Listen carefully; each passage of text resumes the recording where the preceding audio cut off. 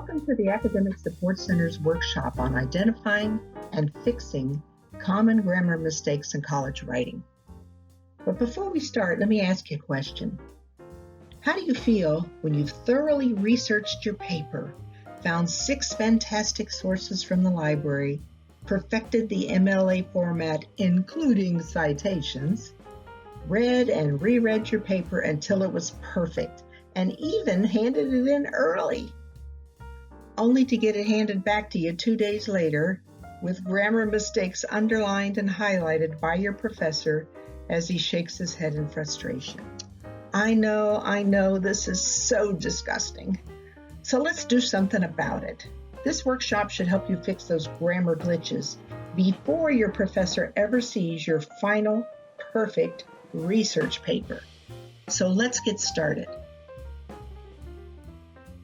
Let's start with a brief but very important explanation of independent and dependent clauses.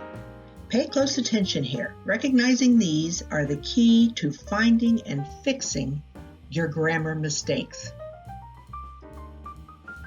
An independent clause is a group of words that contains a subject and a verb and forms a complete thought. Basically, an independent clause is a sentence. A dependent clause, on the other hand, is a group of words that contains a subject and a verb but does not form a complete thought. A dependent clause cannot be a sentence by itself. Notice both of these have a subject and verb, but dependent clauses don't form a complete thought. These dependent clauses leave the reader kind of hanging. They're looking for more. Now let's look at some examples. An independent clause. Students can find help at the FSW Writing Center. Here we have a complete thought. This is a complete sentence. Now, a dependent clause. If they are having difficulty with any college-level writing assignment, this does not form a complete thought. It cannot be a sentence on its own. However,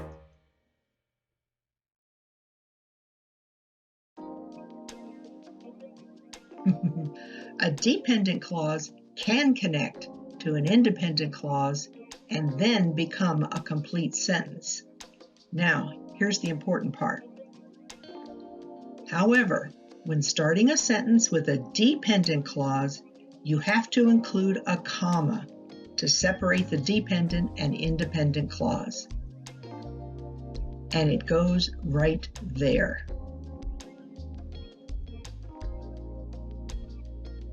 Our next big grammar issue is the run-on sentence. This is a big one for college students. I think they get excited about their writing and forget to stop and put some punctuation in. So we're going to talk about some common run-on sentences and how to fix them. A run-on sentence occurs when 2 or more independent clauses are not separated by any punctuation. Let's see, we're talking about 2 independent clauses, no punctuation. Yep, that sounds like a problem to me. Here's an example of a problem.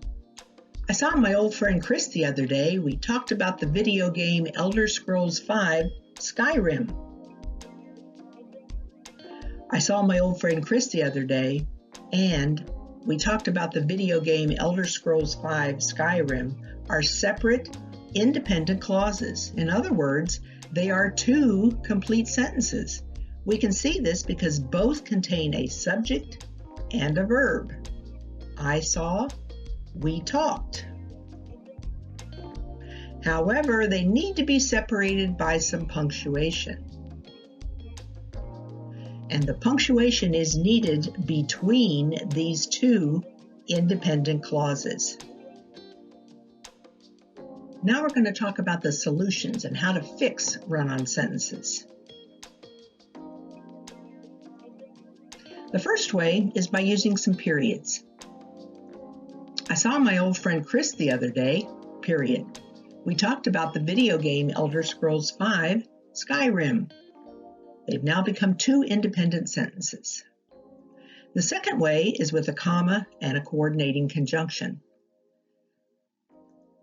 I saw my old friend Chris the other day, comma, and we talked about the video game Elder Scrolls V, Skyrim. We put a coordinating conjunction after the comma. We can also fix it a third way. We can use a semicolon. I saw my old friend Chris the other day, semicolon. We talked about the video game Elder Scrolls V, Skyrim. And the last way we can fix a run-on is by subordination. We add a subordinate conjunction at the beginning of the sentence and then add a comma. When I saw my old friend Chris the other day, comma, we talked about the video game Elder Scrolls V, Skyrim. These are 4 easy ways to fix run-on sentences. Don't forget to use them. Okay, we've talked a lot about punctuation in the previous slides. Now we're going to talk about one where students get a little slap-happy with the commas, and we call it a comma splice. This is something that your professor might point out to you. If so, we're going to show you how to fix it. A comma splice occurs when 2 separate, independent sentences that contain a subject and a verb, are mistakenly spliced together or connected by a comma. This is a big no-no, and it does happen. Okay, let's look at a problem and a comma splice. Sam bought a movie ticket. He was seeing the movie Dunkirk. The sentences Sam bought a movie ticket and he was seeing the movie Dunkirk are separate independent sentences. We can see this because both contain a subject and a verb. However, the commas connecting them, they therefore need a stronger punctuation mark to separate them instead of just a comma. This is what we call a comma splice, which is an error. There's several ways we can fix a comma splice, so let's look at them. First of all, we can use some periods. Sam bought a movie ticket, period. He was seeing the movie Dunkirk, period. 2 sentences, 2 periods. Pretty easy. Here's another way to fix it. We're going to use a comma and a coordinating conjunction.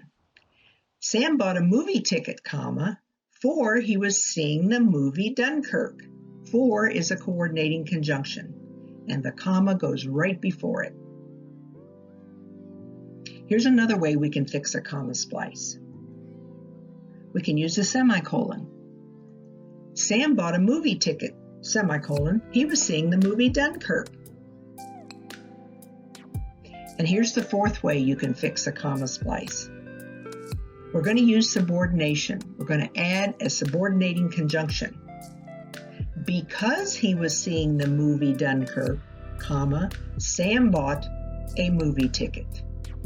That's 4 ways you can fix a comma splice. Do these look a little familiar? These are just about the very same as fixing a run-on. So if you learn one, you can learn the other. Easy way to remember them.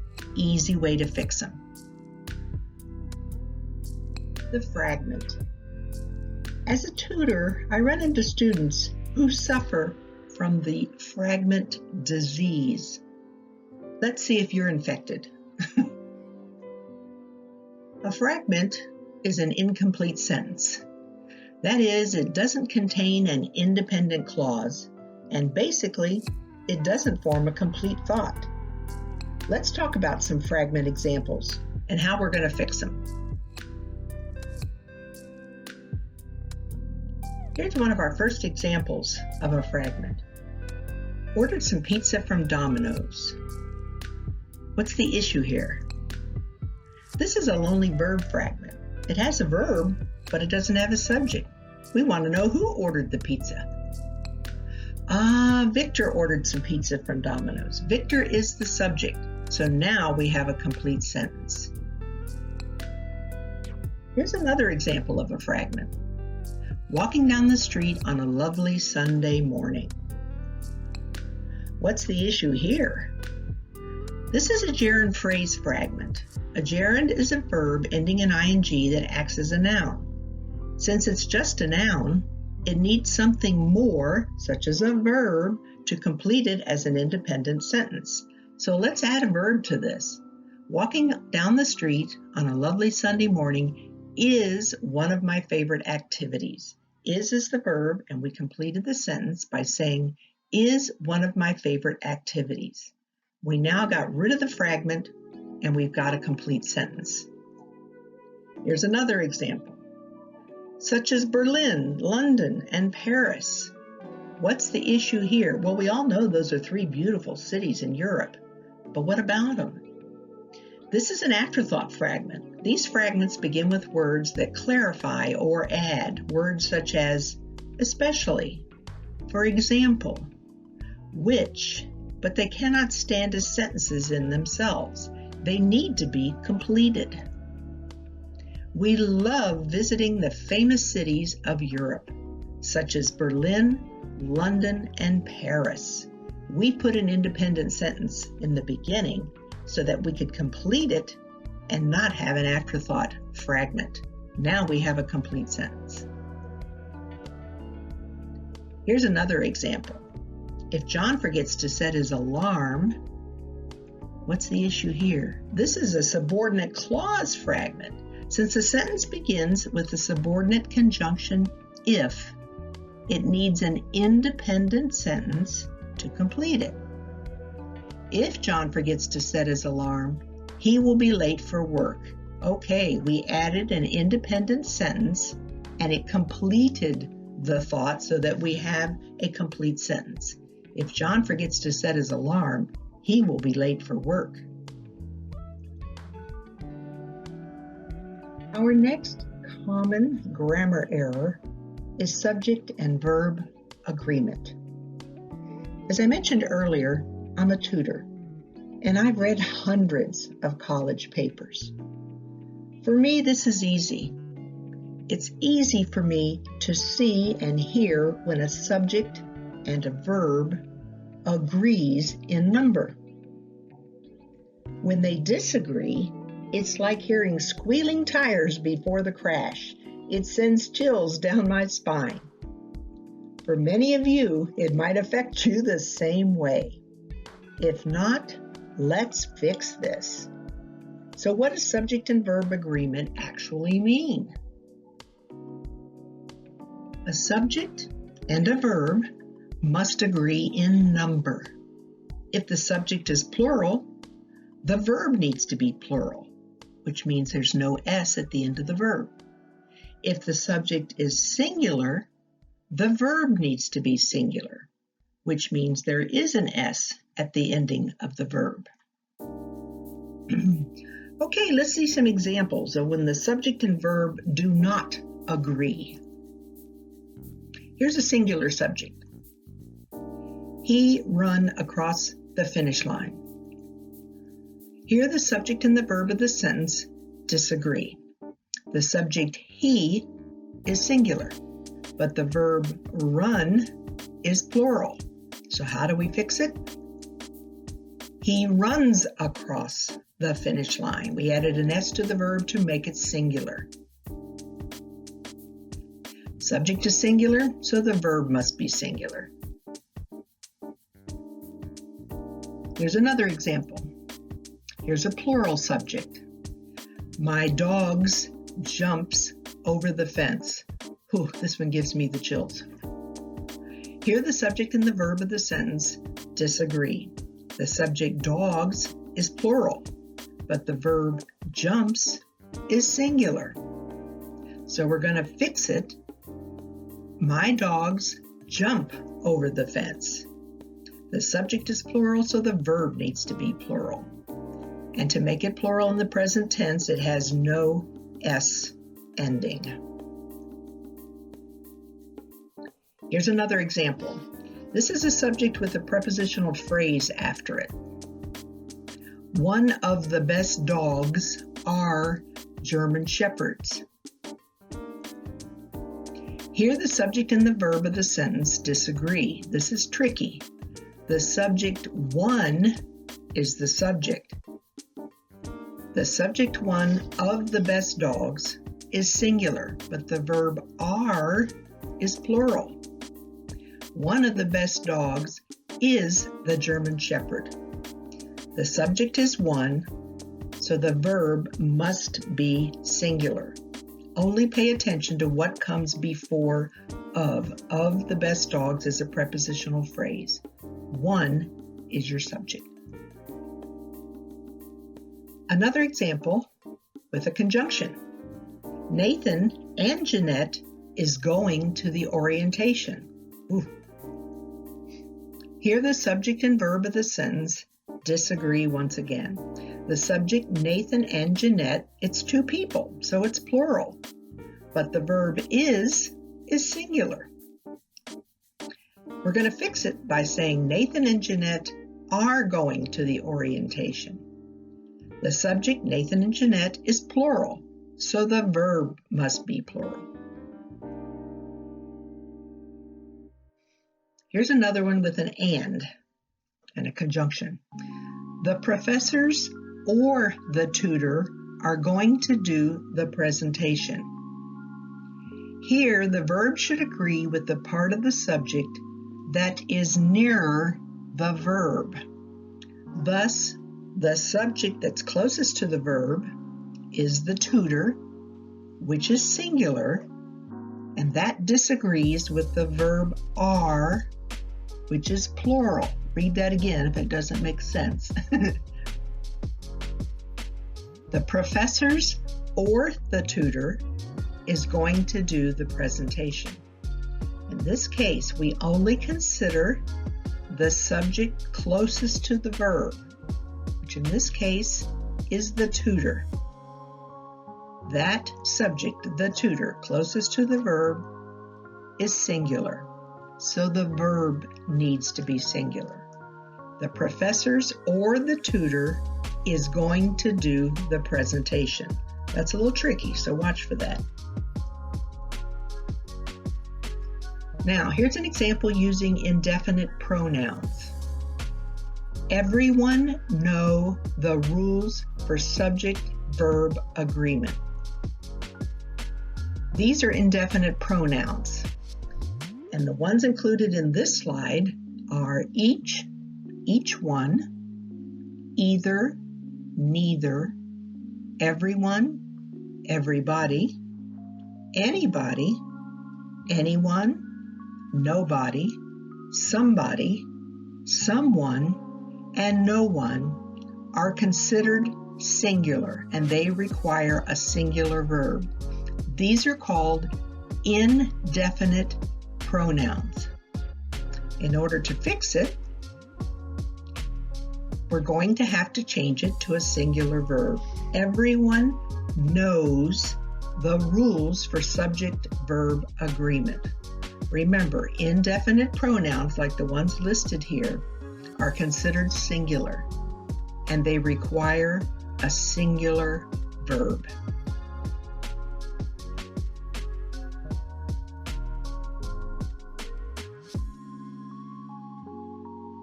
Another common grammar error for college students is using and punctuating coordinating conjunctions. I'm sure you've heard this term before, but let's review them a little bit.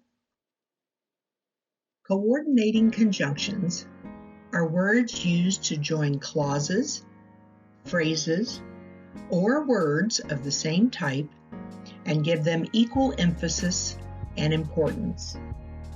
That seems pretty easy, but the next slide we're going to make it real easy. Have you ever heard the term fanboys? One way to remember all of the coordinating conjunctions is by memorizing the acronym FANBOYS. Here's what FANBOYS stand for. For, and, nor, but, or, yet, and so. So if you can remember FANBOYS, you can remember all the coordinating conjunctions. Pretty easy, huh? Okay, now that you know what the term FANBOYS stands for, and you can name the coordinating conjunctions, I want you to remember this. This is important. When using coordinated conjunctions to connect two independent clauses, you must include a comma before the coordinating conjunction. This is a problem that all writers, college and otherwise, forget. That comma before the coordinating conjunction. Here's a great quote from Groucho Marx. "I've had a perfectly wonderful evening, but this wasn't it."